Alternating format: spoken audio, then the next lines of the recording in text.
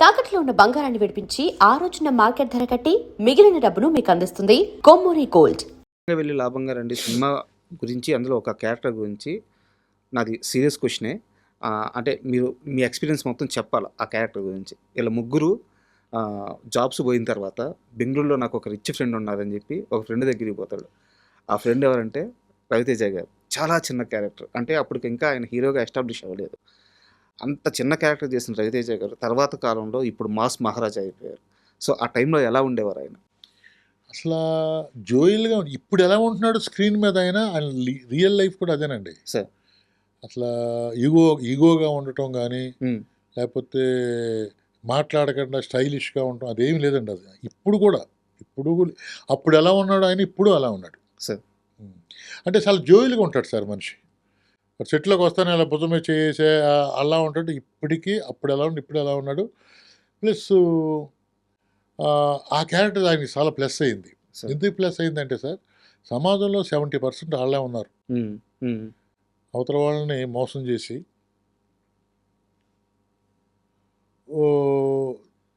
తను చేయలేను అని చెప్పలేడు. చెప్పకుండా వీడు బిల్డప్ ఇచ్చుకుని చేయలేకపోవటం, ఒకవేళ చేసినా ఏదో ఎదవ పని చేయించడం, దాంట్లో ఇరుక్కోవడం అనేది ప్రజెంట్ చాలా ఎక్కువ జరుగుతున్నాయి సార్. అవును. అంటే 25 సంవత్సరాల క్రితం అటువంటి ఇప్పుడు ప్రతిరోజు జీవితంలో చూస్తున్న క్యారెక్టరు అప్పుడే మనం రావటం వల్ల ఆ క్యారెక్టర్కి అంత చాలా ఇంపార్టెంట్ క్యారెక్టర్ అండి. మీరు అన్నట్టుగా దాంట్లో ఫన్నే కాదు, దాంట్లో చాలా నిజాయితీ ఉంది. దాంట్లో ఫ్రెండ్స్ కోసం వాడు ఏం చేశాడు, వాడు జీవితం బ్యాడే కానీ బ్యాడ్ అని చెప్పుకోడు కదా, క్యారెక్టర్ బ్యాడ్ అని చెప్పుకోడు కదా. అయినప్పటికీ ఫ్రెండ్స్ని ఏదో చేయాలనే మంచితనం ఉంది. ఫ్రెండ్స్ చెప్తే మళ్ళీ వాళ్ళు చేయరేమో, చేయకపోతే వాళ్ళ ఫ్యామిలీలు బాగోనో మంచితనం ఉంది. ఇలాగా దాంట్లో కూడా ఇంపార్టెంట్ క్యారెక్టర్ కాబట్టి ఆ క్యారెక్టర్ని బాగా రిసీవ్ చేసుకున్నారు. అంటే ఎందుకు అంత పర్టికులర్గా అడిగానంటే, నిన్న ఈ ఇంటర్వ్యూ కోసం మళ్ళీ నేను ఒకసారి సినిమా చూస్తున్నాను. నా కొడుకు గుర్తుపెట్టాడు, ఈయన అంత పెద్ద హీరో కదా, అంటే వాడికి ఆ వెనక జర్నీ అంతా తెలియదు, చిన్న వయసు. ఈయన అంత పెద్ద హీరో కదా, ఈయనేంది పోలీసులు కొడుతున్నారు, కాలుతో కొడుతున్నారు రవితేజ గారిని, చాలా పెద్ద హీరో కదా అని చెప్పి అడుగుతున్నాడు వాడు. అడిగినప్పుడు నాకు నిజంగా అనిపించింది, ఎక్కడ చిన్న చిన్న క్యారెక్టర్లు, ఎక్కడ మాస్ సినిమాలు, ఎక్కడ మాస్ మహారాజా. అవునండి, కానీ ఇది వెరీ గుడ్ పర్సన్ అండి. ఆయన మాత్రం చాలా ఇప్పటికీ చాలా గౌరవంగా ఉంటాడు, జోయల్గా ఉంటాడు. సెట్లో చాలా జోయల్గా ఉంటాడు ఆయన సార్. అండ్ కోవై సరళ గారిది అండ్ బ్రహ్మానందం గారిది ఫైట్ మొత్తం ఒకే సింగిల్ షాట్లో ఉంటుంది. అవునండి, బయట అంతా సింగిల్ షాట్ ఉంటుంది, లోపల సింగిల్ షాట్, మళ్ళీ బయటకు వచ్చిందా సింగిల్ షాట్ ఉంటుంది. అవును. అసలు ఇప్పటికీ కూడా అసలు అది భయంకరమైన కామెడీ, కింద పడి దొల్లి నవ్వుతాం అనమాట. సో ఎలా హ్యాండిల్ చేశారు ఆ రోజు సార్? అది రావటానికి మాత్రం వాళ్ళిద్దరు కష్టం అండి సార్.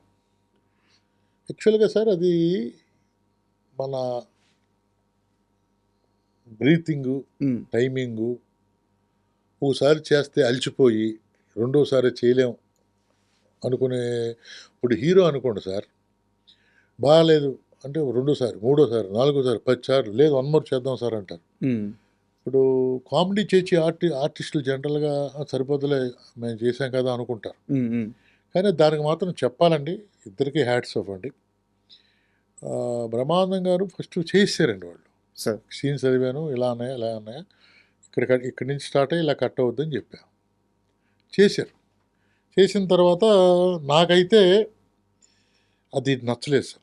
నా ముఖం చూసి ఏంటి అలా ఉన్నాడు రా అని అడిగాడు.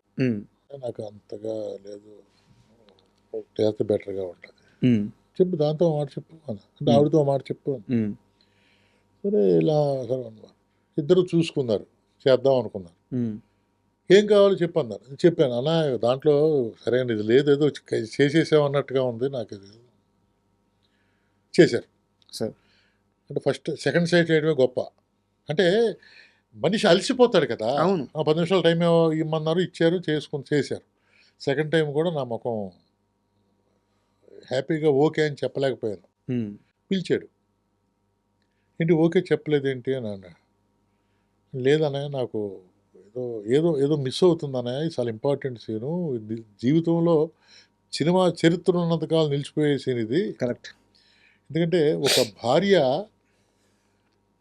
మొగుడు చేస్తున్న తప్పుడు పనులు బరాయించి ఒక్కసారిగా బరస్ట్ అవుద్ది. అరెస్ట్ అవుద్ది. అది జీవితంలో రేపొద్దుట అదిగో అలా అలా ఉంటది తెలుసా అన్నట్టుగా ఉండాలి సీను. అని ఏదో మిస్ అవుతుందన్నాను. సరే ఇల్లు అన్నాడు. వాళ్ళిద్దరు ఏం మాట్లాడుకున్నారో తెలియదు. మోహన్ గారు ఏంటన్నారు. ఒక 1 మోర్ చేద్దాం. చేయాలి 1 మోర్ చేయాలి అన్నారు ఆయన. అంటే ఇలా రా అంటే వెళ్ళా. ఒకసారి చేసి చూపించరా. అంటే మీ మైండ్లో ఏముందో? పనిప్రసాద్ అని చెప్పి ఆయన లేడు ఇప్పుడు కాలం చేసి నాకు బెస్ట్ ఫ్రెండ్ అండి. స్టేజ్ మీద మీ ఇద్దరం కో ఆర్టిస్టులు. సార్ అతను మనిషిని చూడటాకే నడక అది కామెడీ టింజ్లో ఉంటాడు అతను. మేమిద్దరం కలిపి నేను బ్రహ్మానందం తను కోవేశ్వర్లా చేసి చూపించాను. ఓకే. చేసి చూపిస్తే ఓకే అన్నారు. వాళ్ళిద్దరు 10 నిమిషాలు టైం ఇమ్మన్నారు. ఏదో మాట్లాడుకున్నారు. అలా తిరిగారు, పైకి వెళ్ళారు, అలా చేశారు. ఓకే టేక్ అన్నారు, చేశారు. అదే దాంట్లో ఉంది సినిమాలో. సో ఆ ఫైనల్ షాట్ ఫైనల్ షాట్ ఏమో సినిమాలో ఉంది. మేము చేసి చూపించింది. అంటే వాళ్ళు చేసినప్పుడు నుయ్యి ఎక్కుతాం లేదు, బకెట్ అనటం లేదు. ఇవన్నీ కూడా నేను ఆడు కలిసి ఇలారా ఇక్కడ పైకి ఎక్కుతావు నువ్వు, తన్నేస్తావు, అలా జంప్ చేస్తావు, అదే అడ్డు ఉంటుంది, అడ్డు పట్టుకుంటావు, ఇలా మళ్ళీ కర్ర తీసుకుంటావు, ఇవన్నీ అనుకుని అయితే వాళ్ళిద్దరూ ఎస్టీ చేశారండి. ఎస్టీ చేశారు. యాస్టీస్ కంటే 10% ఎక్కువే చేశారు. అది అప్పుడు ఓకే అయింది సార్. ఈ మొత్తం సీన్ని ఒక పెద్ద ఆయన పక్క నుంచి గమనిస్తా అది కరెక్ట్గా అదే టైంలో రామానాయుడు గారు లోపలికి వచ్చి అంటే జనరల్గా ఇటువంటి సీన్ కింద అరుపులు ఉంటాయి, అలుపులు ఉంటాయి, కాముగా ఉండదు కదా. అరుపులు ఉంటాయి, జనాలు నవ్వుతారు, క్లాప్స్ కొడతారు. ఈ ఎడావిడ అంటే చూస్తే ఎవరు ఇద్దరు కొట్టుకుంటున్నారు సెట్లో అన్న ఫీలింగ్ వచ్చింది ఆయనకి. వెళ్తూ కారే పురే అంటే లోపల గ్లాసెస్ ఉన్నా గొడవ వినపడుతుంది. అంటే ఎంత గట్టిగా జరుగుతుందో గొడవ చూడండి. ఆపి గొడవ చూడడానికి దిగిపోయాడు ఆయన. దిగి చూస్తే ఏంటి అని ముందుకు వస్తే సార్ రిహార్సల్ చేసి చూపిస్తున్నాడు రాజేంద్ర రెడ్డి గారు. ఆయన స్టూడియోలోనే సెట్ చేశాను. అయ్యే వరకు ఉండి ఆయన వచ్చి నన్ను ఆశీర్వదించి వెళ్ళాడు. నెక్స్ట్ నా సినిమా చేద్దిగానే సినిమా సురేష్లో సినిమా చేద్దిగానే అని అన్నారన్నమాట. అది ఒక మెమరీ అండి. సురేష్ ప్రొడక్షన్స్లో వర్క్ చేసిన చాలామంది డైరెక్టర్స్ని నేను ఈ మధ్య ఇంటర్వ్యూ చేశాను. వాళ్ళందరూ రామానాయుడు గారి గురించి చెప్తున్న మాట ఏంటంటే, పని చేసేటప్పుడు ఆయనకి ఇంత ఒక చిన్న స్పార్క్, వీడు కష్టపడుతున్నాడు అని ఆయనకి తెలిస్తే వచ్చి పర్సనల్గా భుజం మీద చేసి మాట్లాడి వెళ్తారు. లైఫ్ ఇస్తాడు సార్ ఆయన. లైఫ్ ఇచ్చి ఆయన భుజం మీద చేసి మాట్లాడాడు అంటే వాళ్ళ లైఫ్ మారిపోయిందని అర్థం. అవునండి. ఆయన కూడా నన్ను నెక్స్ట్ సినిమా చేద్దాం అన్నారు. 2 సబ్జెక్టులో కూర్చోబెట్టారు. అనుకోకుండా అది అలాగా ప్రొలాంగ్ అయింది, చేయలేకపోయాను. క్షేమంగా వెళ్ళి లాభంగా రండి సినిమా షూటింగ్ నడుస్తుంది. ఒకరోజు ఆల్మోస్ట్ అర్ధరాత్రి అనొచ్చు, 10-11 దాటిపోయింది. మీ సెట్కి ఒక పెద్ద స్టార్ శ్రీకాంత్ గారి కోసం కారు వేసుకొని వచ్చారు. ఎవరో గుర్తున్నారా మీకు? చిరంజీవి గారు అండి. శ్రీకాంత్ గారి కోసం కాదు సార్. అంటే శ్రీకాంత్ ఆయన బాగా అన్నయ్య అంటారు ఫ్రెండ్స్. మోహన్ గారి బర్త్డే. ఓకే. ఆ రోజు మేము సెట్లో ఉన్నామండి. ఆయన వస్తున్నారని తెలియదు మాకు. కరెక్ట్. ఆయన ఎంక్వైరీ చేసినట్టున్నారు. ఇలా మోహన్ గారి బర్త్డే కదా, ఎక్కడ ఉన్నారు అడిగినట్టున్నారు. సెట్లో ఉన్నారని చెప్పి తెలిసింది. సెట్కి వచ్చారు ఆయన. ఓకే. సెట్కి వచ్చి మేమందరూ వండర్ అయ్యామండి. సెట్కి రావటం, వండర్ అవటం, కేక్ కట్ చేయటం. ఆ ఫొటోస్ కూడా ఉన్నాయి మీకు. మొన్న నేను ఫేస్బుక్లో పెట్టా. ఆయన మేము సెట్లో ఉండగా ఆయన వచ్చి మోహన్ గారి కేక్ కట్ చేయటం, నోట్లో మోహన్ గారికి ఆయన కేక్ పెట్టడం, ఇన్ని కొత్త ఫొటోస్ ఉన్నాయి దగ్గర. చిరంజీవి గారు అంటే ఎందుకు అంత అటాచ్మెంట్?